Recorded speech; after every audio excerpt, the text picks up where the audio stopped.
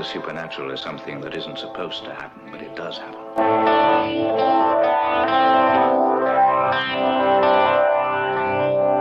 And no nation which expects to be the leader of other nations can expect to stay behind in this race for space.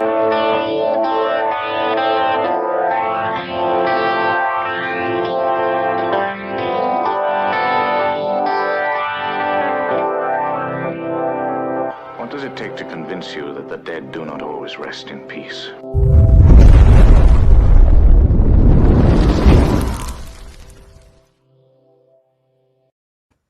This episode of Three Beards Podcast has been brought to you by Brat's Beard Care.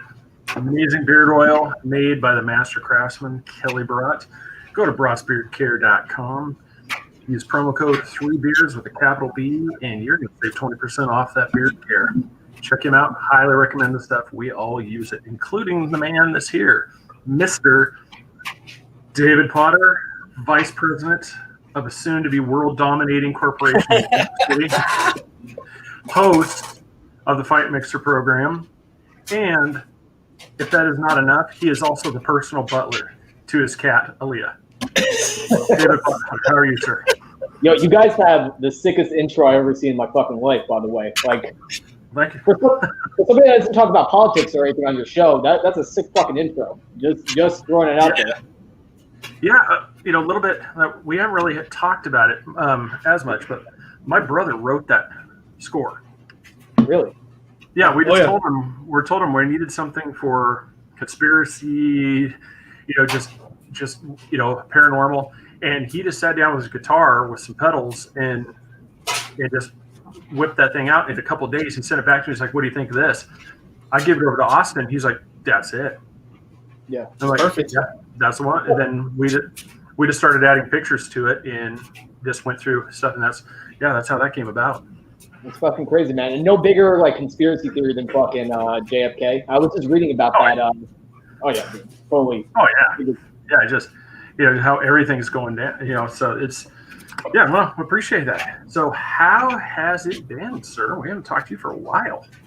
Dude, you guys are a tough act to follow. I mean, going on to the Fight Mixer and everything like that. And by the way, so the host of Three Beards Podcast, I was actually on their podcast, and they were working with the Fight Mixer, and obviously, they're doing the Three Beards and everything like that. And you guys are a tough act to follow. I mean, you guys have a great show. I continuously watch. I mean, it's outstanding. And by the way, And Craig, my first episode was just fucking balls, and I did terrible. And Craig was so kind to mess with me, giving me pointers and everything like that, which I always respected and admired of you. To despite being on a different podcast, for you to give me some pointers and help me out with that. But besides the podcast and just work and training and just taking care of my fat cat and doing the thing, man. Trying to enjoy life as much as humanly possible under the confines of an ongoing pandemic. So just trying to do the thing, Oh yeah, no, we're all into that. I mean, it's just what do you do? You can't do the normal things that everybody wants to right now. I'm I want to get out there. I want to do these activities, and you go out there and you're like, nope.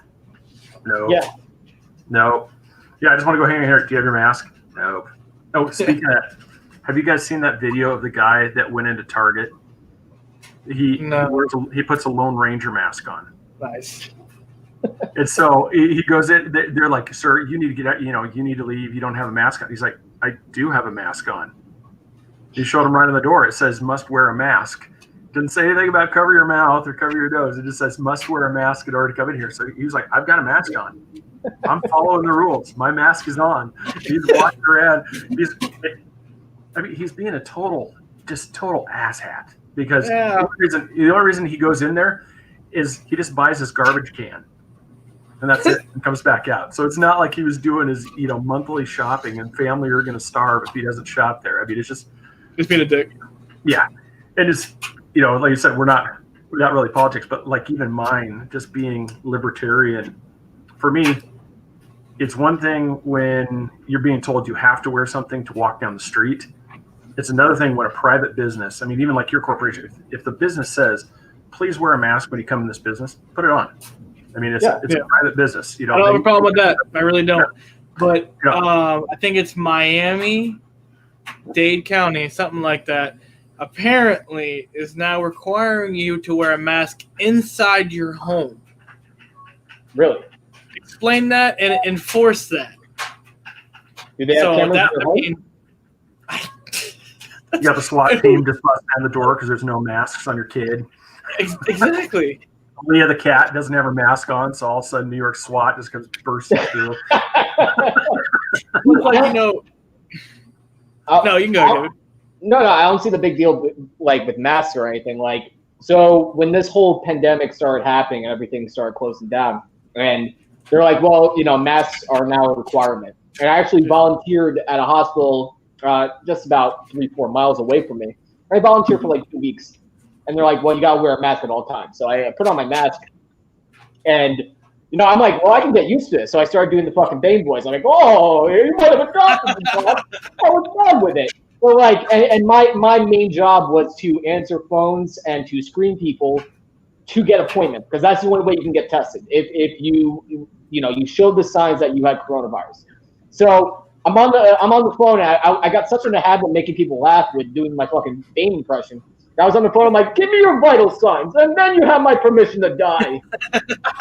And it didn't get a laugh from anybody. And I heard, I'm like, I was just trying to calm down the mood. I'm so sorry. They're like, no, it's okay. I'm having anxiety right now. But like everyone's in a fucking panic. Everyone's going crazy. You know, no one knows which way is which. Leadership is drastically lacking in all fucking different areas of this. So like people are, you know, fending for themselves, and I think that's why, you know, it's gotten so crazy, and that's why, you know, people are. I don't mind the mask though. I have no fucking problem with the mask. Well, it's like, you know, we were making fun of New York, like, look at you guys, you're the epicenter, you're the hot spot, haha. And now it's Florida. I'm like, God damn it! Look what happens when we talk shit. Like, yeah. We're going back to being Florida. We messed everything up. We're number one. Like. I mean, we're still the capital for herpes, but not anymore with COVID. So, like, I mean, I don't know, man. I just at least you're number one, right? We're number one, baby. It burns, but we're number one. Pretty much, man. Yeah. Everyone's like, oh, you know, don't go to New York. No one's allowed to leave that, and it's like everyone come to Florida, and all of a sudden Florida blows up. It's like, all right, no more Florida. I'm like, wait, what do we do? It's like, this is normal. This is us every day. Here's my conspiracy theory. I think everybody from New York went to vacation to Florida, and that's why you guys are all fucked right now. It's because everyone went from pretty much. Yeah. Yeah, everybody's escaping New York, you know, and they can't. This is the time, y'all. I say y'all, New Yorkers, go back home. I used to work in the villages. It's the retirement community, and it'd be September when it starts to get really cold up in New York. They all flood down here. We call it the snowbird season, and then of course. We're in the middle of a pandemic, and all y'all are down here. It's like, God damn it. And then we're getting blamed for all the crap. I mean, oh, my God. We're also having, I don't know if it's just Florida, but all across America, all these COVID parties. And it's like, all right, you know what? This is an American problem, not just a Florida problem. Well, but some fuckface actually called me on the internet. They're like, oh, fuck your fucking mask. I'm like, okay, so my buddy is a doctor. He's also a teammate. So I'll put on my fucking COVID mask. You don't wear a mask. Let's go in a confined space with a COVID patient for 2 hours, and let's see who gets sick first. And I gave him my address. You know, I told him to come by. Like, he's in New Jersey, and I think people are, you know, this is all control, and this is all about fucking, you know, keep you controlled. And like, but at the same token, it's kind of a contradiction, considering that, you know, you support Trump, which I don't knock anybody that supports whatever. I want the country to succeed more than I want one politician to fail. So I'm not a simple-minded fucking weirdo like some of these other people. But like, you know, it's a level of control, and the government's trying to control us. But at the same token, you still support Trump, and if he jumps, you'll say how high. If he says eat hydrochloric or whatever it's called, you're gonna eat fucking fish tank eater, you know, like fish tank cleaner, you know, like it's contradiction all around, you know. And I think one of those. Yeah, when that happened, I was just like, I'm like, see, that shows people that they don't even think, they just see something, you know, and then they go for it. I'm like, I'm like, there is, I mean, you look at the site, it's like, guys, yeah, it's the first, you see the name there, but it's also when you add a little thing like sulfate or phosphate onto the end of it, it's a whole different thing. It's not this, and people are like, well, no, but it's the same thing. I'm like, yeah, that sodium by itself kills you. Yeah. NaCl tastes pretty damn good on my steak. Yeah. Table salt tastes amazing. Sodium, I'm dead. I want cheeseburgers with extra Tide Pods. I want to put that down. I know. Hey, Debbie, how are you?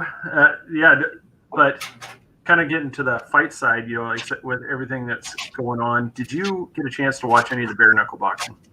Yeah.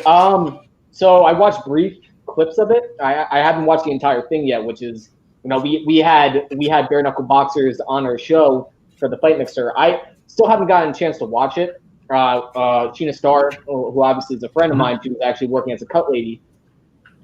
Debbie, I love you, by the way. So Debbie's my fucking woman crush Wednesday every day. So that's right. So I got to watch brief clips of it. I just been super busy and super swamped with everything going on. But I heard nothing but good things. I heard that was a great show. I heard that, yeah. And this is the perfect time for bare knuckle boxing to capture an audience, considering sports is kind of, slowly coming back. I feel this is the best time for bare knuckle boxing to actually capture an audience and actually, showcase what they got. And I got to watch the entire thing, but did you guys like it? Oh, yeah, dude. I honestly think they fired a shot across the bow MMA on Friday. Yeah, because what this is, you take UFC, Bellator, Titan, you take them all right here. You've got guys that are training all the time. I mean, you know this from being in the gym. You are training hours on hours on hours. Bare knuckle boxing is two big dudes that just can roll out of a bar. You can toe the line and you can duke it out. And I agree with David Feldman. It's a lot safer than the MMA because one, you're just taking a shot, you're out. I go MMA. I mean, you watch those guys on the ground; they're just taking shot after shot after shot to their head. Bare knuckle boxing. We Austin and Chris interviewed Will Choate and Joe Elmore, and you saw that it wasn't even a minute of action. He was down, and that was the end of it. I mean, he's not hospital bound. Like I'm just thinking, it was. God, I'm trying. The names just failed me right now. Yeah, it was that last fight in the UFC one where he took that shot to the knee. Yeah. That's was it? Yeah. See, the names are failing me. Whitaker and Till.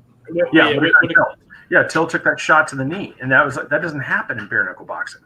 So now you could have a guy like me and Austin just one day just to say, yeah, I'll start doing a little practicing, and then we can get in there and we can actually just start. We can just start duking it out. And that's what I like is because this was kind of the old school. The average Joe can relate when they see guys on BKFC. I don't see some 90 hours a week, laboring to get myself into this peak shape in order for me to stand a chance to actually go in there and maybe compete. And that's what, that's the part that I really liked.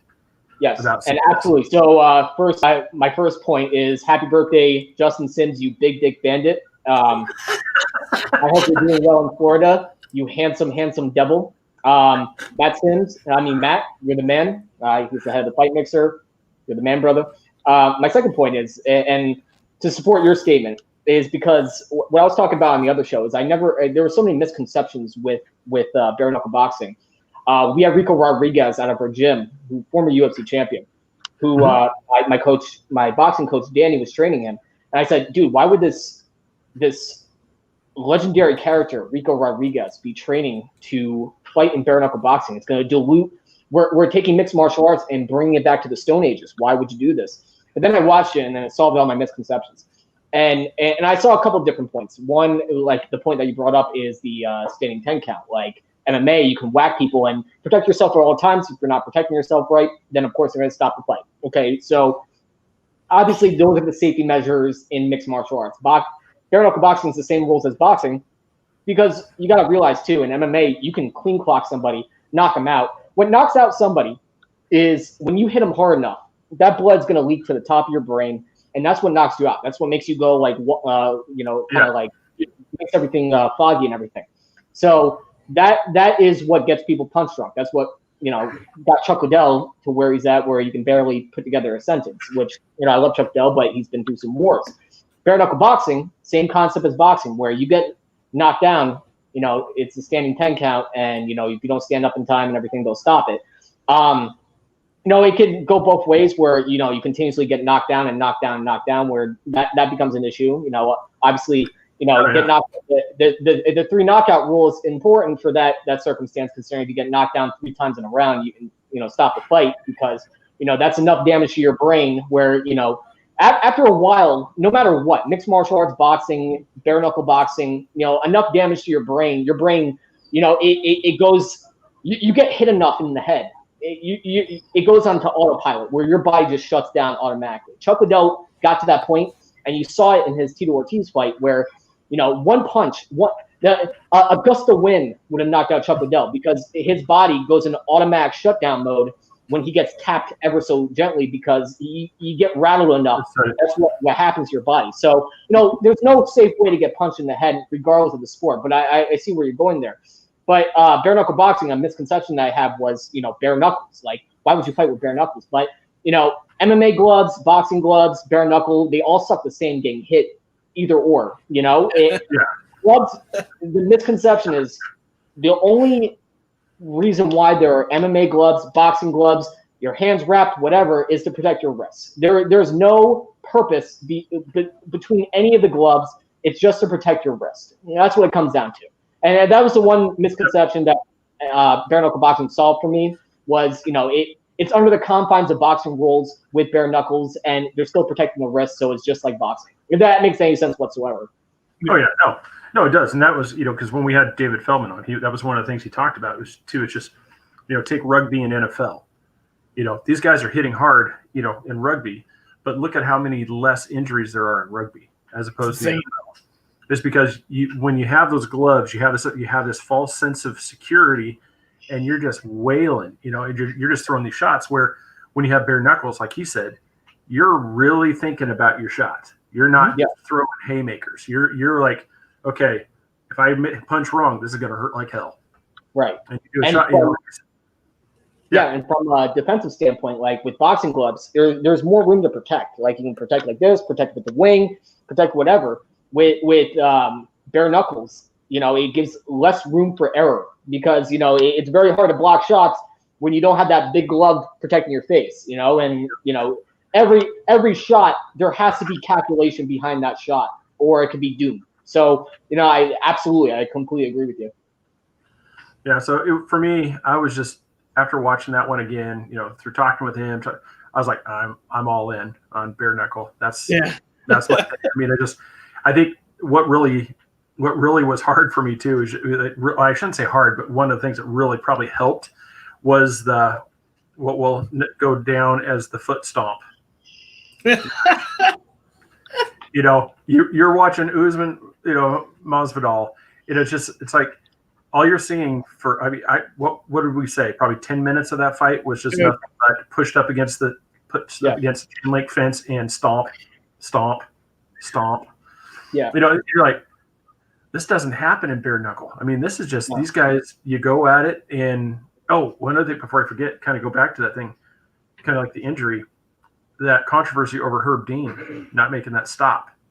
Right. Yeah. It was in bare knuckle, that doesn't happen. You're immediately, they're down, boom. It's like you go away. That 3 downs, right? 2 or 3 downs, then you're out. Yeah. Right. Well, even when you get knocked down, like a bare knuckle, the ref steps in, and you're not allowed to keep punching. It's like he's there. You got the count. Where like that one, you could see the guy went night.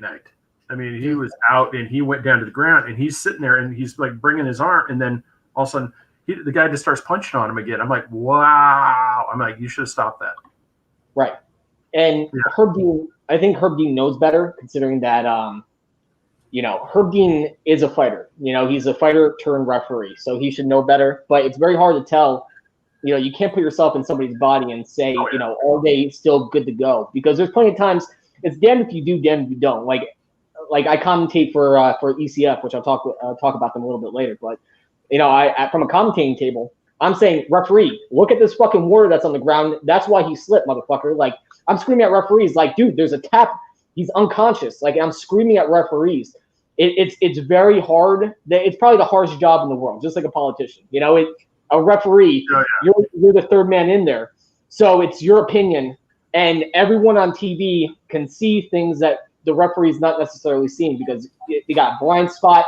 There's certain measurements and certain things that they're looking for. They don't want to stop a fight too early because they get screamed at. They don't want to stop a fight too late because they get screamed at. Being a referee is probably the hardest fucking job on the planet. And back to Usman, and going back to your second point, back to Usman, that was a strategic masterpiece. And to the untrained eye, but it does nothing to the untrained eye. The untrained eye will actually look at that fight and say, "Wow, that's fucking boring. That's bullshit."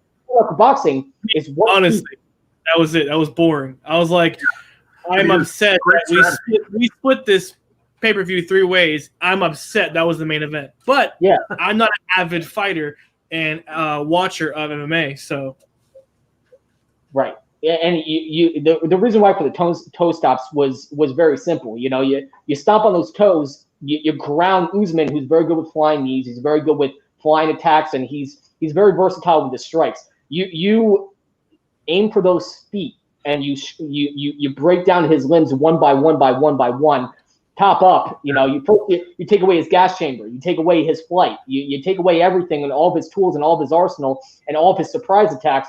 Then he's got nothing. You completely shut down his strategy. So but that does nothing. That does nothing for the casual MMA viewer.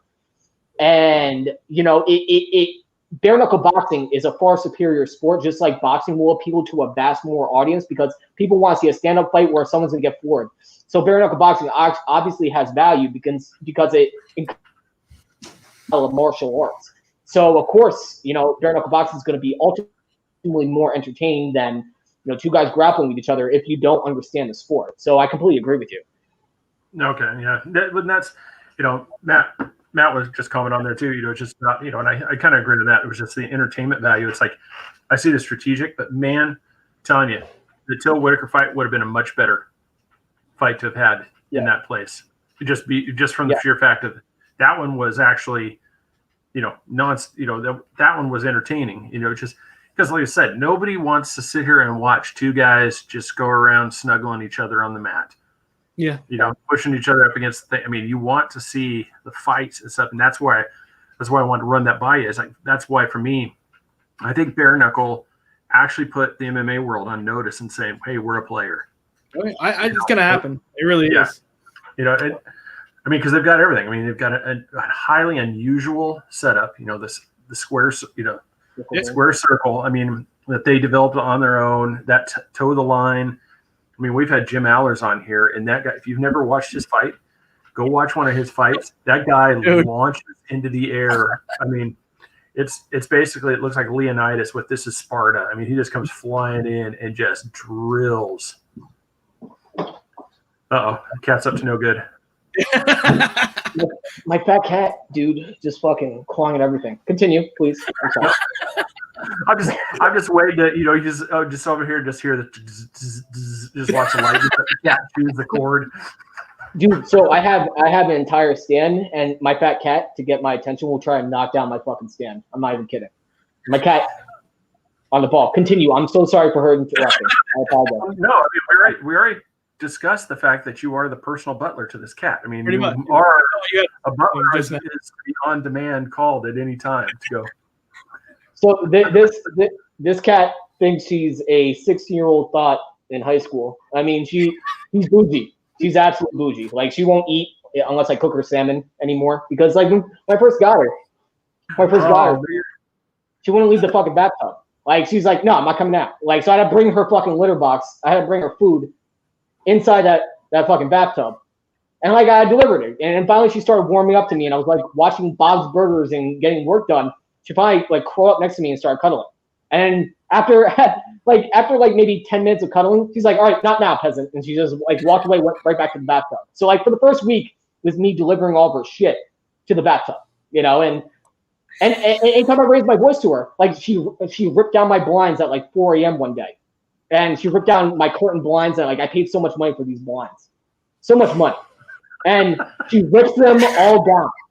She loves doing that in my bedroom, in my living room, in my kitchen. She will rip down these fucking blinds. I'm like, Aaliyah, like, and I scream at her, and she just plops down and just like she wants her like fat belly rub. And I'm like, I can't fucking tell you, and like, so she gets away with murder. She knows she can get away with murder. She's so sweet. She doesn't even hit, gives me any problems. She'll hop into bed and she'll like want to cuddle. If I don't cuddle with her, she'll scratch my face. Like she literally thinks she's a female. Like she thinks she's a human female. I'm completely convinced. Well, it doesn't help. We need to get a cat whisperer on. Money, so. We need a cat whisperer on with you too. Oh yeah, totally. I woke her up one day. I'm like throwing singles at her, making it rain. I don't know if Austin could bring that Instagram video up. If he could bring it, if for anybody that's not, well, Austin's looking for that Instagram. It's like, just go to David's account. It's on that one. The picture, it's kind of a freeze frame. It just kind of shows his head up in the corner, just kind of looking at it. You'll see the cat on the couch. It's the best. Just, and all of a sudden that cat just bolts. Yeah. No, she hid under the couch for like a good 2 days after that, by the way. So that's the one thing I didn't leave out. She did not want to be bothered with me. She was not very happy with me. Trying to find it. Yeah, I'm trying. I was just looking up real quick, so that way, and I'll type it in here. And for anybody that's not on Instagram, you got to follow the adventures of Aaliyah the cat. Aaliyah the cat IG. Well, while we're doing that, what was I gonna say? Ape, when the UFC is fighting the Apex, it's a 25-foot ring. It seemed like there was more action, and I think Fight Island is now 30 feet. Do you think with as much action as the Apex was showing, they're gonna go to a smaller ring, or they stick with the 30-foot original ring? I mean, it obviously a smaller ring means more action and means they're going to be at closer proximity. So there's going to be more likely that there's not the feeling out process is going to be thrown out the door once there's a smaller ring. But I don't mind either or, But again, it does nothing.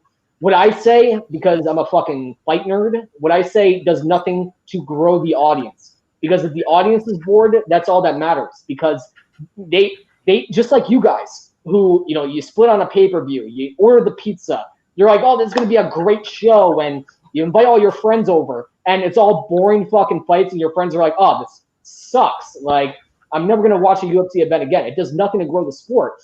So I see from your perspective, I mean, a 25 by 25 ring would be better, for action.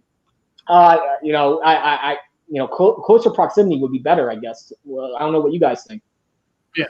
No, I agree with you. It's one of those, like because I can see it from your perspective too. It's just, I'm a baseball fan.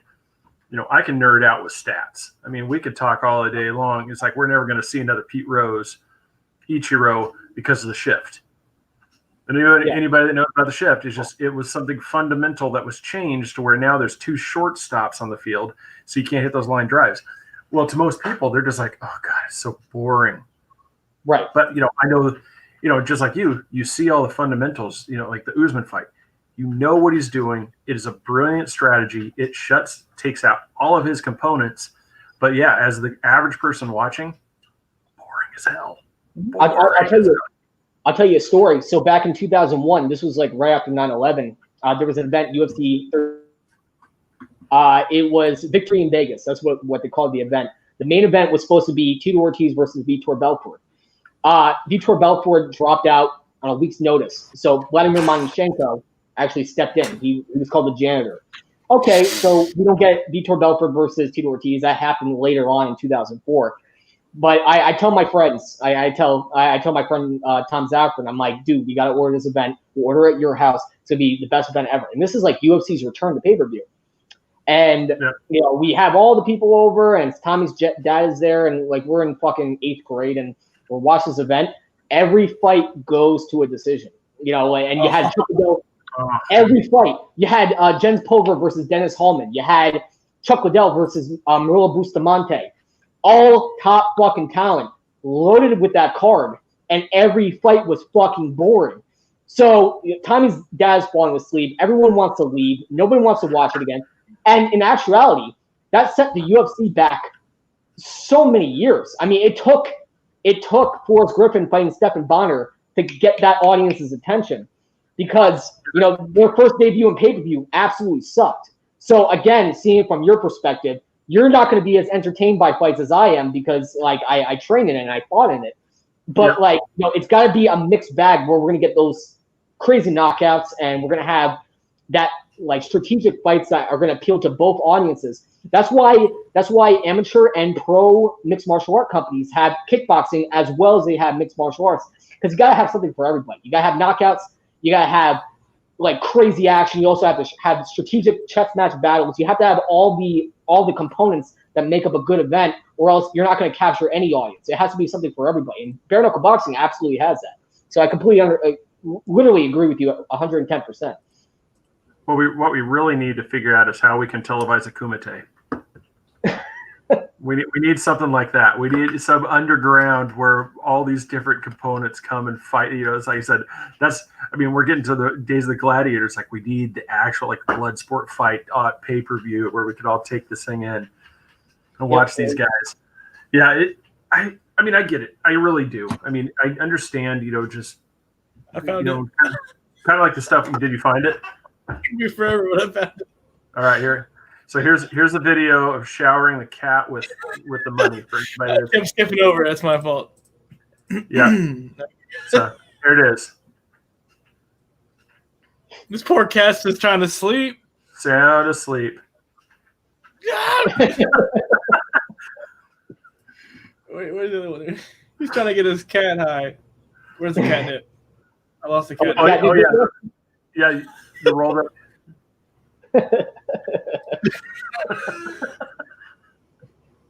20 seconds later, fucking baked, man. Yo, she was out for a good 72 hours.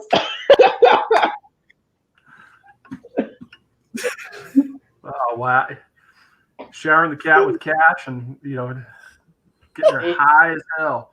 It was a boring quarantine. If it wasn't for Fightbook MMA, and shout out to those guys, if it wasn't for you guys, I would have lost my sanity, to be honest with you. I owe Three Beards, Matt with Fight Mixer, and Fightbook MMA such a great deal of gratitude because I think the MMA community itself all came together, but you guys really helped my fucking sanity because I was bored at home, working from home, going crazy at home, and you guys I was just bored, to be honest with you. Yeah, I don't know if you guys have brought this up on your show or not, and we've asked a couple people. Maybe you'll understand what it is. Because you mentioned the community. What is it about the MMA community where they don't support each other? We support each other. Fans, they support each other. But you don't see a lot of fighters going out and promoting each other, and it only will help you when you both amp up your own stuff. And maybe you understand. What is it about these communities where they don't share each other's stuff? They don't watch each other's stuff. It's there's the saying, if it's not mine or my clique, I'm not in. Right. And I think it's I think the market's become oversaturated. So when a market becomes oversaturated, UFC now, there's how many people on the roster? There's Debbie, we love you. I can't say that enough. Debbie's my favorite lady on the fucking planet. At Debbie, biggest MMA fan. She's the greatest lady on the planet. Everybody at her. She's literally one of my favorite ladies. So I think the biggest problem is the market's become so oversaturated now, where MMA is the it thing. Where you have all these podcasts now, you have all these fighters now, you have all these promotions, where the conglomerate, where now, before it was, let's bring MMA to the forefront and let's make people see how beautiful the sport is. Now it's, everybody's got to fight for everybody's attention. So every man for himself. Excuse me. So I think the market's become so oversaturated that, everybody is becoming selfish. I watch everybody's podcasts. I watch everybody's fights. I watch everybody's promotions. Even my opponents, past opponents, I share their shit when they're fighting again.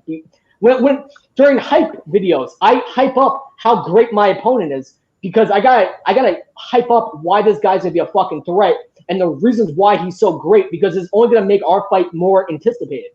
That's my point. That is exactly my point. So oversaturated where people are becoming selfish, which it shouldn't be like that. It's just mind-boggling to me. It's just crazy to me. Because everything, I mean, regardless of what it is, I mean, everybody wants eyeballs on the screen, butts in the seats, you name it. So just like you said, I mean, we'll go with, the Marquise Faith Trap Gambino, fight that's been pushed off to September. Well, right now, it is in the best interest for Marquise to be promoting Trap, for Trap to be promoting Marquise. If you get Sheen out there, stuff with the wife, I mean, you get this thing going. The more controversy, the more stuff you stir up, the more focus you put on this thing, the bigger of an event it's going to be. And it's only going to help Rise. It's only going to help their fight numbers, because everybody's going to be either, I want to see Trap get beat, or I want to see Trap win. I want to see Marquise beat him down. I mean, you're going to have all these, and that's the thing you're not seeing out of these communities as much.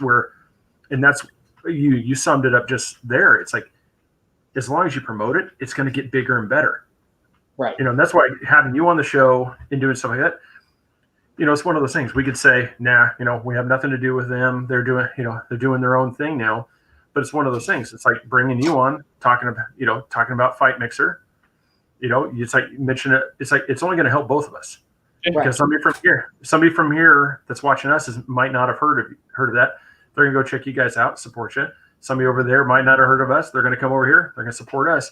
And it's not like buying a car or buying something where it's one exclusive. Because, like you said, you can watch so many different things. You can listen to so many different podcasts. It's not an exclusive deal. Right. And just to go with your point, and that was the first thing of me going on the Fight Mixer. I wanted to make sure everything was copacetic between you and Matt. Matt's a genius producer. He's also a businessman. He also knows what he wants from a production standpoint, from a podcast standpoint. And that was the first thing where everything's cool, right? And between you and him, and everything's copacetic and everything. I have loyalty to Matt. I have loyalty to you guys. In some way, shape, or form, I have loyalty to even Fightbook MMA, despite the fact that things are a little bit shaky. But I see it like the only reason why I like doing podcasts is because we're educating people why you should watch the sport. I get pissed off when people are streaming illegally MMA fights, because you're taking away money from my friends' pockets. So I get pissed off when I see an illegal stream going on. I think my sole purpose on going on a podcast is to educate people on why the sport is so beautiful and why you should pay attention to it, and why it's the best sport in the world. It's been like that since I was out of the womb. Since UFC 1. I've been a fan that long, and even from a podcast standpoint, I love the fact that Matt, as this genius producer, as this running this great product with Fight Mixer, I love the fact that we can promote Three Beards podcast on ours, and I can give a shout out and chuck the deuce and say, hey, one of the best podcasts on the planet Earth is fucking Three Beards. And I can come on your show and say, Three Beards is fucking awesome, and you guys can talk about Fight Mixer. I like the conglomerate. I think we all have to work together, because us separated and us divided will only just alienate and just say, whoa, there's so much drama in the sport. Why do I want to be fucking a part of that? And then people shy away and say, whoa, this is fucking stupid, when you have all this inner turmoil going on. I don't want the fucking drama. Nobody needs fucking drama. It has to be a welcoming environment when you come into MMA. It has to be a welcoming environment where anybody can watch, anybody can participate, anybody can be on a podcast, anybody can start a podcast. It's got to be all positivity. And that's why, baseball succeeded, football conceded. If it's a for us, by us, if it's club mentality where you can't be a part of the club, no one wants, fuck it, I'm not going to be a part of that club. It's all negativity. Fuck that. MMA cannot be such a closed environment, and there can't be selfishness. Period. So yeah, we learned a little lesson, a few episodes ago. It's like, don't even show, a 5-second clip of an arm bar. Wasn't even the pay-per-view. We were recapping the UFC 250 with the Meet Me in the Basement podcast guys, and I showed the UFC Fight Night. It was live. It was free. And I did a little clip of an armbar, and then that whole episode got suspended because of a copyright. Yeah. I'm like, it wasn't because we said we're. we're recapping 250. That wasn't 250. That was fight night. Okay. Right. Yeah. So we got a copyright claim. So I was like, yeah. So listen to everybody. It's like one of those things. Even a quick little like, oh, check that out. Yeah, don't do it.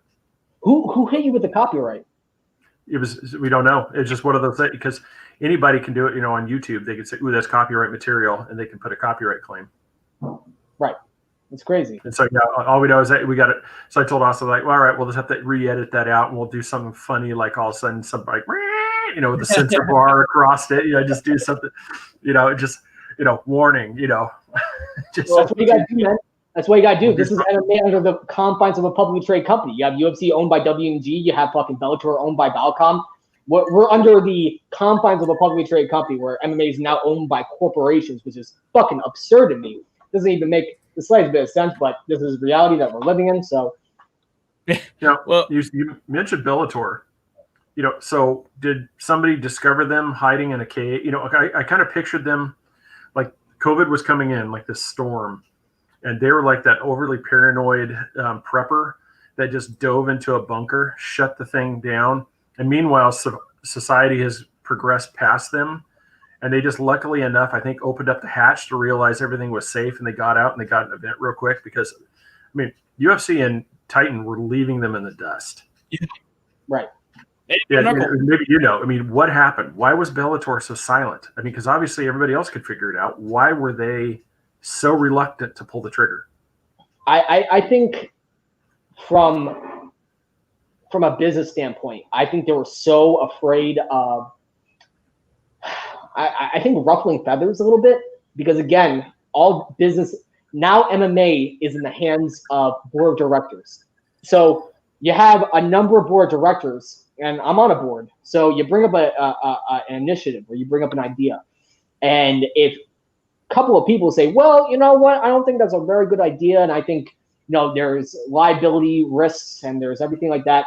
They can shoot down ideas right away. Like, back in the day, MMA was the Wild Wild West. You can start a show in a fucking warehouse. You don't need athletic commissions. You don't need any help whatsoever. You don't need any corporations whatsoever. Fuck it. Let's put on a show in my friend's barn and we'll fucking set up the cage and let two people go at it. But, I think Bellator did not want to ruffle feathers. I think they did not want, and you have, interests, political interests, that are trading with Balcom. You have all these different people that you can't, because they put on a bad decision. So Balcom, they say, okay, you know what, Bellator, you can put on a show. And then they put on a show, and they're the first ones to do it. And then the public goes fucking crazy. And they say, well, Bellator doesn't care about the athletes, and they don't care about people getting sick and blah, blah, blah. The stocks go down. People go crazy. I think this is MMA under the confines of publicly traded company where they're so afraid of pissing off somebody because we're in a culture, cancel culture, where if you piss off the wrong person, it's game over.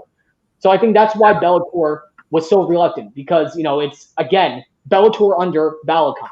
So in my personal perspective, the fate of Bellator is in the hands of stockholders. That's why. I'd appreciate it because that you put it into a little perspective that kind of makes sense because it was just one of those. As just a casual observer, you're looking at it, you're like, you just can't. It's like, what happened to these guys? UFC's on what, event number 9? It's still nothing. Titan was on their third? Third or fourth event, and it's just you're looking at it, it's like, are these guys ever going to wake up? And it's just, because obviously everybody else is figuring it out. Combat Night's getting ready to have an event. It's just like, where is Bellator? Yeah, too afraid. They're scared. They are not. Yeah. I want to save my what do you call it? My comments for this I'm about to show you is gone. I'm listening. Continue. I'm gonna save my comments for I'm gonna start. I got Ginger Squatch Sports. My first episode will be August 11th. I'm saving my comments for that. I'm gonna show you a quick little thing, show you your favorite person in the world, and how do you feel about this right here? Look at this guy. Look at this guy. Oh, fuck Tom Brady. Listen, I'm saving my comments for my show because that's gonna be. When's your show? I want to save it for that, but I'm gonna. Huh? Oh, it'll be August 11th. I'm gonna have my first if we can get sports started, I'm going to try to start the sports side of Three Beards, but that's going to be me and Javier Perez and my friend Crispy just shit talking, about UCF and if we get the season started and the wonderful addition to Tampa Bay. Right now, it's just going to be a lot of memes. I can't wait. I'm an avid Buccaneer fan. Die hard from when we were like 2 to 3 wins. I honestly think I'm the only person. The only thing I'm going to say is this: is I'm the only person that does not want him on Tampa, and all of my other Tampa Bay friends are like, "Oh, it's great. I don't want him. I don't." And I'll say the rest of it for my show. But what is your favorite person in the world? What is your thought of him going to Tampa? So, by the way, August 11th, be sure to view his podcast where I shit talk Tom Brady and comment fuck Tom Brady over and over and over again. I'm going to share it on my wall. I'm going to watch it intently just so I can fucking scream fuck Tom Brady at the top of my lungs. So I think Tom Brady and Gronk are the biggest sellouts ever. God, sorry. I forgot about him too. Son of a bitch. But I say this with malice because, again, I talk to people about this, and they're like, what's the hardest breakup you ever had in your entire life? And I think about it. I think about all the women, and I think about it. I'm like, yeah, Tom Brady leaving the Patriots. It's probably the hardest breakup I ever had to deal with. So I'm just salty about it, because I'm a lifelong diehard Patriots fan. Tom Brady obviously knows his time is coming. He can't run anymore. He's getting up there in age, just like Michael Jordan. He went to the Wizards. And Chicago, I'm sure, were bitter and salty about that. I'm the same way about Tom Brady, where once he retires, I'm going to remember him for all his accolades and accomplishments, everything like that. But until that day comes, fuck Tom Brady. He can get coronavirus for all I give a shit about. He left my fucking team. He can rot in Satan's asshole for all I care. He can fucking die and fucking, rot in a river. Oh. Yeah? That's just the fan in me. But we got Cam Newton, so I forgive him just a little bit. But I'm so butthurt about it. I'm so salty. So pissed off about it. I don't know if that was an upgrade, by the way. It wasn't. But as a diehard Patriots fan, so the way you just said that, you think that the team was ran because of Brady and not Belichick. You think that Brady left, now the Patriots are going to go downhill? Is that your take? No, I think Bill Belichick said, well, I'm not going to bow down to your demands, Tom. You're getting up there in age, good sir. And Tom Brady's like, well, I'll show you. And he went to fucking Tampa. Yeah, I think he was happening. That exact scenario was going down in some coffee shop in New England. Right. Bill Belichick was like, baby girl, listen, Tom Brady. With his big turtleneck, and his man purse. Tom Brady with his fucking Sith Lord robe, I want you to do my fucking doing every year for fucking millions. But Tom Brady was not going to bow.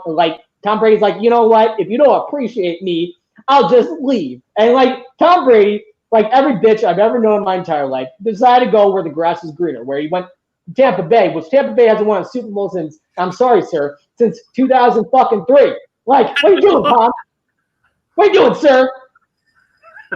Bro, with your bullshit purse. If someone would listen to this podcast, they'll think I'm a New England Patriots fan. How much I hate him. I've always hated. I don't know what it is. He has 6 Super Bowls. He could donate all his money to charity. I don't know what it is. I don't like him. I've never liked him. And now he's on my team. I'm like, you are just money hungry, you son of a bitch. You are taking the $60 million for nothing. It's the beauty of the sport. Okay, I'm going. You need the Cowboys. You need the Patriots, of all their Super Bowls. You need the Conor McGregors. You need the ones that people love, that people hate, because that's what drives eyeballs. When you don't have it, you go through these lean periods. Because right now, honestly, with Brady and the Patriots breaking up, honestly, who do we have? We don't have a dynasty. We don't have a dynasty anymore. There's not really a hated empire to root against. Yeah. They might have when Seattle started getting successful, people started hating the Seahawks. When I was first looked at it, I'm like, dude, it's the Seahawks. This is that one where oh, bless their heart, they finally got one. And this is my team. It just, but everybody was just like, oh, I can't stand the Seahawks. And you're like, and that's what it is. You want somebody, as the Legion of Boom was going up, it was finally that one everybody hated. Everybody wants to get, and it's just like that. Everybody wants, you have to have a villain. You have to, or it doesn't work. Oh my God, Debbie. Oh my God, Steelers. Oh my God. What? Oh. That's my brother-in-law. He said, he goes, I'd be willing to give you guys some money if you'll put a Steelers banner back here. And I'm like, I don't know if I'm that big of a sellout. Okay, so I'll put it right here with a big X through it. But no. You would have to prominently, it's like can't do it. I'm renaming Tampa Bay to the Tampa Bay Tampex because they pulled a lot of strings to get Gronk and Tom Brady. Holy shit! God, fucking mind blowing. God, dude, it was a waste of money. I told everybody, I don't want to go too much into it, but I said, okay, fine, we got Brady, $60 million, whatever. Can we please draft a rookie quarterback to learn from this legend? Nope, didn't draft nobody. Not a fucking single quarterback. So what was the point of dropping $60 million on this dude? We may not have a season this year, so now he's getting paid $30 million to sit and then $30 million to be like, eh. But then again, like I tell everybody, it's a big conspiracy to me. Oh man, Brady's in Tampa. Guess where Super Bowl is this year? Tampa. If we make the Super Bowl and win it, Tampa Bay didn't win the Super Bowl. Tom Brady and Gronk and the Tampa Bay Patriots won the Super Bowl. How do you feel about their offensive line and everything? They're always our team is good. Defense has been up and down. They'll protect him. They've always been good about that. With Jameis too, I think Jameis went to New Orleans, so I'm glad he was a good quarterback up and down, but it was always he was never there. So I just think Tom is a good quarterback on the field, but I don't know, man. I can't explain it. My hatred towards this man. No, I know. It's just been one of those crazy years. I mean, baseball, I'm not a big fan of this basketball tournament thing they're doing. I'm just thinking a lot of these ones, it's like, just cancel. Right. No, you can't, man. I cannot go without football. I can't.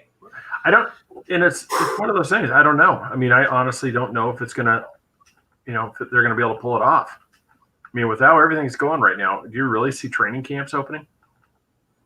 Yeah. They are. Well, you see right here, they're doing it. I mean, college. I don't think college football is happening. No, it is right now. ACC just put the schedule. First game is at the end of August.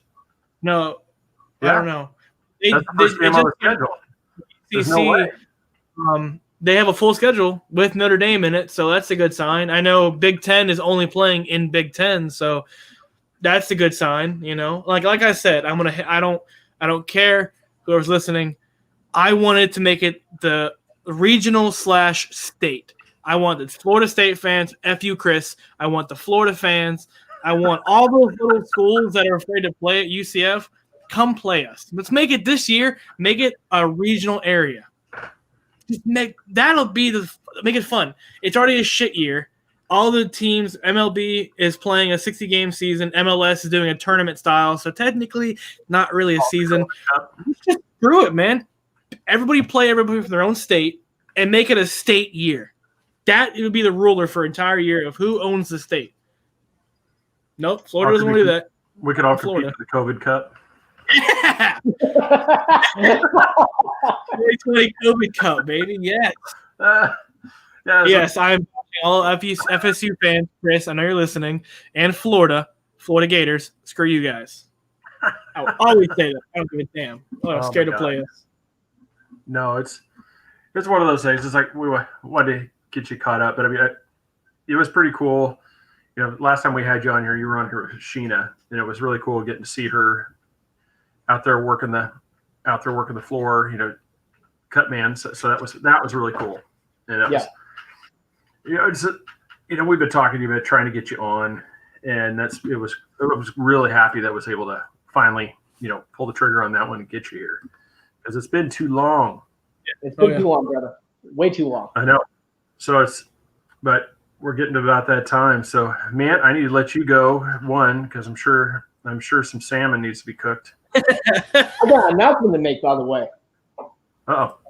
So, That's right. December Announcement. or January, I'll be fighting again for ECF. So, Nice. Go. I got a personal trainer. I have a team, nutritionists. Shout out to Christina.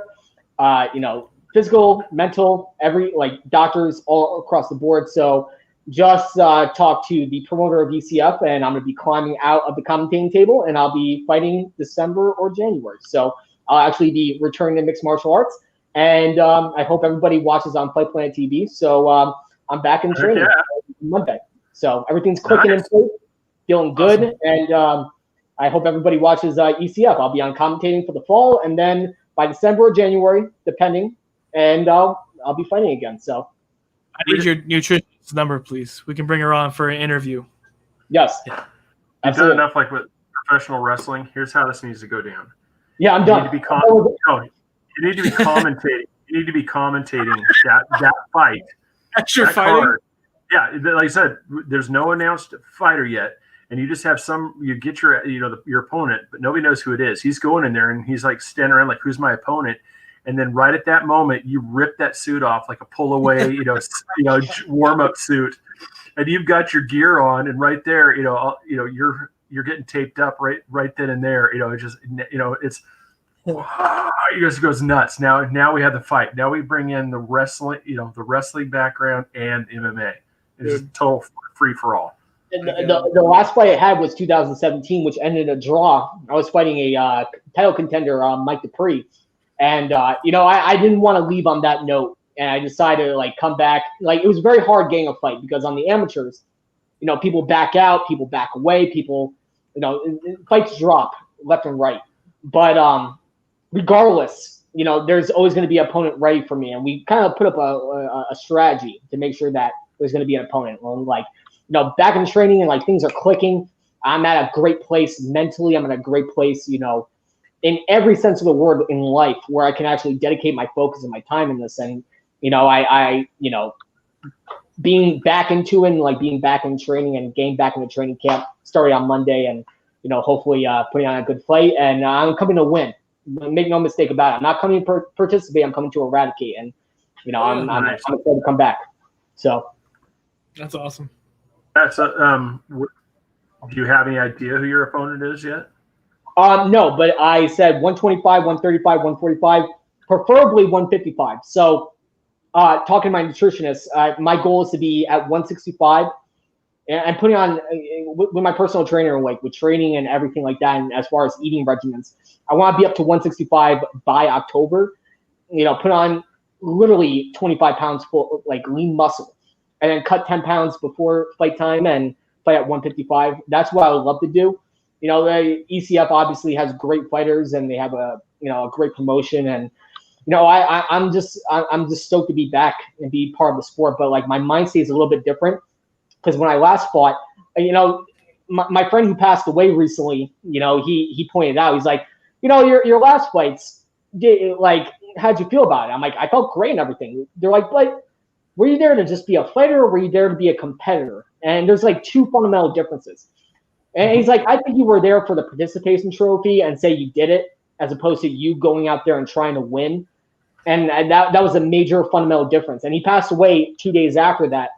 And it got me thinking. And I'm like, him and I talked. He's like, I'd love to see you fight again. So, that's where I'm at, where, I tested the waters, went to training. Everything's clicking. Everything's feeling good. And, I'm ready to give it another shot, ready to get back out there. And, I'm just there to be a competitor now. I'm not there to participate. I'm there to be a competitor again and ready to compete. I know my buddy over there said he wants to fight. He wants to train. He wants to get into it. And I'm in the same boat as you. I'm going to be starting from the ground level. I'll be literally rewriting my entire script, working on different things and working on different formulas and kind of starting from the ground level where, I'm at everybody else's level, and hopefully I come away with the win, which, I'll die before I lose. This is a very fun fight for me, and December and January, I'll be back. There you go. Nice. That's awesome. That's well, good. Okay. So, we need to know as soon as you get, as soon as you get your opponent lined up, We're gonna Absolutely. we're gonna need to have that here. Absolutely. I was trying to message Austin to bring it up here, but what I want is during this training thing, Aaliyah the cat has got to be dressed as Mickey Goldmill Oh yeah, totally. at some point. It'll For happen. anybody who doesn't know who that's Rocky's trainer from Rocky. So for anybody that doesn't know who Mickey Gold, so the younger You're a bum. generation, You're a fucking bum. yeah, that's what I said. So for anybody that didn't know, who it is, but that's what we got to see. We got to see the picture. Just get her in. It's like, God, I wish I said I found one. I just didn't have time to bring it up, but it's just The little I can hat. just see it. Yeah, the little beanie, the gray hoodie with the black. Yeah, I said, see those clothes on the cat. Yep. Oh yeah. But We'll make yeah, that. put it up here. Let's see. Get it over here again. Here, make sure that everybody follow right here. There you go. Aaliyah the cat. IG. Yep. He posts quite a few pictures in there. Keep up with that. And so, yeah, and you've got, I'm telling you, it's like the girlfriend of yours. She's got quite the household there. I'll take care of that girl. Don't worry about it. I got her well taken care of, so she'll be good. Why do you keep looking over? I feel like she's like standing right here, just staring at you, like, "Where's my food?" Yeah, she's laying down right by me. She's like plopped down, and she's looking at me with like her little like cute eyes. She just rolled over. Wait, let me pick her up. Let me get her. Hold on. Come here, baby. Come here, sweetheart. Play with cat. Ah, Well, see, that's the beauty of the show. We just do random oh my stuff. Yeah, what the hell? No. Mwah. Mwah. Waiting for that smack. Pah! I know, just that. Ah, Awesome. Well, hey, everybody, go check out David as his regular host duties as he hosts the Fight Mixer Show, which takes place on this same Bat Station, Bat Channel, Facebook on Thursdays at 8:00 p.m. Eastern. You guys are a tough act to follow, and you guys were the former hosts of the Fight Mixer. I'm just trying to do right by you guys, and I love being on Three Beards. I'm a big fan of Three Beards. Couldn't say that enough when I was on the Fight Mixer, and you guys were commenting on the fight. I'm just a big fan of you guys. I always watch you guys. So. We really appreciate it. I mean, it's just, and that was kind of our thing, where you said everybody. It's just we've never been a real, cookie cutter thing. We've always kind of steered our own course, in the way we talk about, because it's just, I mean, not many people, stick to the program. What's your favorite ice cream, by the way? Which is, what is getting ready to no longer be able to be in that pot or freezer there, saying that you're getting ready to train. So, what ice cream is now going to be forbidden, sir? Nothing. I started. Literally, my diet is being written as we speak. Like my nutrition regimen is going to be a completely different ballgame. Like I'm a skinny guy right now, but by the time October, like hopefully bulked up to a weight that I'm comfortable at, and no ice cream in there, my friend. So. All right. Well, no answer for you, Debbie. Sorry. Awesome. David, thank you so much, sir. Good luck to you and your vice president duties of your global dominating corporation. I bid you the best in your quest for dominance. You guys are the best.